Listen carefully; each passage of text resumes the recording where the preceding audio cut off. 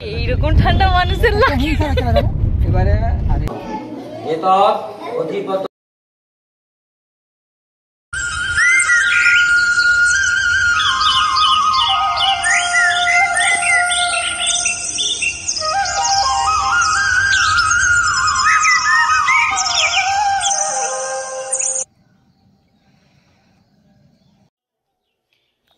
Good morning, আশা করি সবাই ভালো আছো। আমিও খুব ভালো আছি। আজ হলো রবিবার, অনেকটা সকাল থেকে ব্লগটা, না খুব সকাল নয়, ওই 8:30 9টা মতো বাজে। তো এই সময় থেকে আজকে ব্লগটা চালু করলাম। অ্যাকচুয়ালি একটু বিজি আছি আজকে, কারণ একটা জায়গায় আমার যাওয়ার আছে।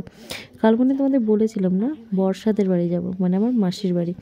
মাসির বাড়িতে আজ কার্তিক পুজো রয়েছে, তাই যাওয়ার আছে। তো সবাই যাব বলতে মা, আমি আর দিদি যাব, বাকি কর্তামশাই যাবে না আর বাবাও যাবে না। আর মেয়ে অলরেডি তাদের বাড়িতে রয়েছে। তো এখানে দেখো কতগুলো ফল কেটে নিয়েছি। কাটার পর এখানে রান্নাটাও আজকে খুব তাড়াতাড়ি বসিয়ে দিয়েছি, কারণ একটু তাড়াতাড়ি রান্না বান্না করে মোটামুটি 3টের দিক করে বেরোবো খাওয়া দাওয়া সেরে।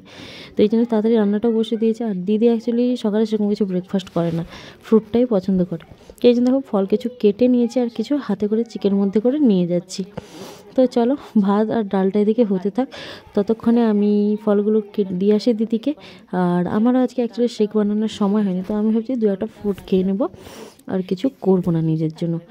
তো চলো দিদিকে ফ্রুটগুলো দিয়ে আসি, এদিকে ডালের ভাতটা হতে থাকুক। রান্নাবান্না শুরু করবো।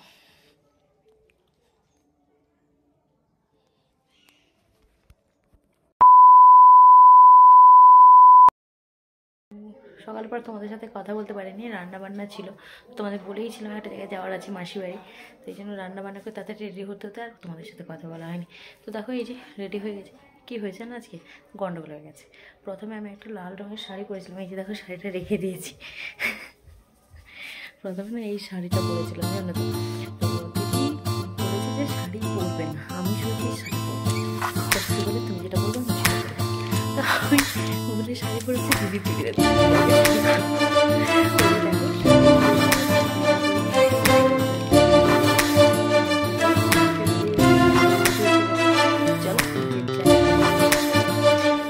এইরকম ঠান্ডা মানুষের লাগে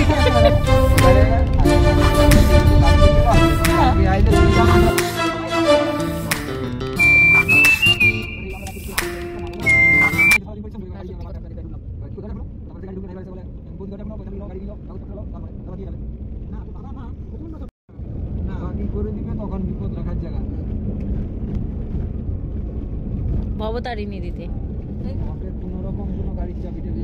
ভবতারিণী মন্দিরের ভেতরটা এখন যা হয়েছে না দিদি। এই জাস্ট কিছুক্ষণ আগে মাছবাড়ি পৌঁছেছি।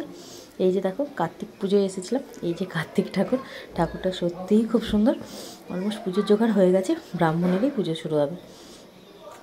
দেখো ব্রাহ্মণটা এসেও গেছে, যেখানে ব্রাহ্মণ সবার আগে যে সাজানো গুছানো থাকে সেগুলো করে নিচ্ছে।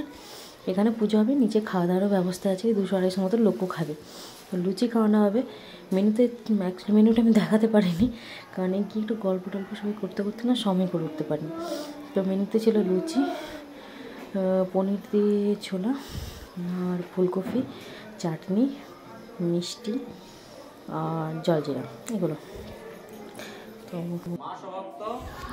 এখানে পুজো চলছে আর নিচে খাওয়া দাওয়াটা চলছে। আমি পুজোর কাছে বসেছিলাম, তাই নিচে খাওয়া দাওয়াটা তোমাদের দেখাতে পারিনি। তো চলো সবাই মিলে একটু আড্ডা দিয়ে গল্প করি, পুজো দেখি। তো ভিডিওটা আপাতত আমি এখানেই শেষ করছি। আবার আছি নতুন কোনো ভিডিও নিয়ে। ভালো লাগলে অবশ্যই সাবস্ক্রাইব করে দেবো, লাইক আর কমেন্ট করতে প্লিজ একদম ভুলো না। তো চলো আজকের মতো গুড নাইট, সবাই ভালো থেকো।